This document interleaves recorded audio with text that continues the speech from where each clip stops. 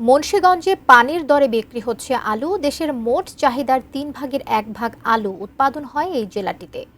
চলতি বছর আলুর ফলন ভালো হলেও বাজারে কম দাম থাকায় দুশ্চিন্তায় কৃষকরা। সেই সঙ্গে হিমাগারে জায়গা না পেয়ে আলু সংরক্ষণ নিয়ে বিপাকে পড়েছেন তারা। মুন্সিগঞ্জ থেকে বিস্তারিত জানাতে যুক্ত হচ্ছেন প্রতিনিধি ভবতোষ চৌধুরী নূপুর। কৃষকের স্বার্থ সংরক্ষণ যারা করে তারা আসলে এই সমস্যা সমাধানে কোনো রকমের উদ্যোগ নিয়েছে কিনা বা এখন পর্যন্ত নেয়নি কেন?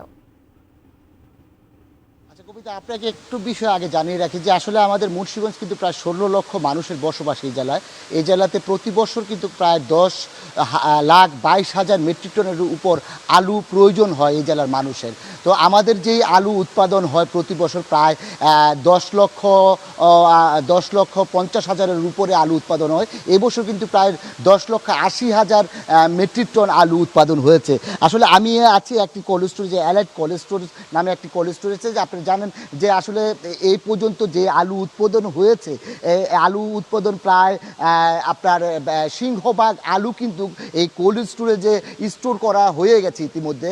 আমরা যেখানে আছি দেখতে পাচ্ছেন যে এই শেডগুলোর মধ্যে কিন্তু আলু থাকতো, এখন কিন্তু তারা স্টোরে আলু নিয়ে গেছে। আমি যদি আপনাকে একটু জানিয়ে রাখি যে আসলে জেলার প্রতি বছর যে আলু উৎপাদন হয় তার মধ্যে 50 থেকে 60,000 মেট্রিক টন আলু কিন্তু আমাদের এই জেলার বিভিন্ন জেলাতে সহ বাইরে রপ্তানি করা হয়। পাশাপাশি আমাদের কিন্তু এই জেলার আলুর রপ্তানি যেমন করে অন্যান্য জেলার আলু কিন্তু আমাদের আসে, এবং উত্তরবঙ্গের আলুগুলি কিন্তু অনেক আলু আমাদের এখানে স্টোর করা হয়। আমাদের জেলাতে প্রায় 64টি আপনার কোল্ড স্টোর রয়েছে, যার মধ্যে 58টি কোল্ড স্টোর রয়েছে সচল, যার মধ্যে 5,07,000 মেট্রিক টন কিন্তু আলু এখানে। দেখা যাচ্ছে যে আমাদের আরও 5 লক্ষ উপরে মেট্রিক টন আলু কিন্তু স্থানীয় কৃষকদের কাছে রয়ে গেছে। এমতো অবস্থায় কিন্তু আমাদের স্থানীয় কৃষকরা কিন্তু প্রায় হতাশার মধ্যে দিন যাপন করছে।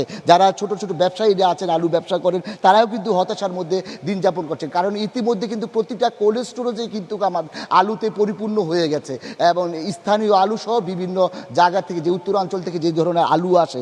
তবে স্থানীয় কৃষি সম্প্রসারণ অধিদপ্তর যতটুকু বলেছে যে আসলে দেশীয় পদ্ধতিতে স্থানীয়ভাবে যাতে অন্তত 5-6 মাস যাতে সংরক্ষণ করা হয়, এবং পরবর্তীতে যদি 5-6 মাস পরে এই আলুগুলা কিন্তু আপনার তারা দাম পাবে একটি ধারণা করছেন। আসলে আমি যেই কোল্ড স্টোরেজে রয়েছি, এই কোল্ড স্টোরেজে প্রায় আপনার 2,20,000 মেট্রিক টন আলু কিন্তু আপনার স্টোর করা হয়, এবং ইতিমধ্যে এই স্টোরটা কিন্তু যে কোল্ড স্টোরটা ছিল তারা কিন্তু স্বয়ংসম্পূর্ণ হয়ে গেছে আলু নিয়ে। আসলে এই ছিল আমার কাছে আলু নিয়ে সর্বশেষ পরিস্থিতি।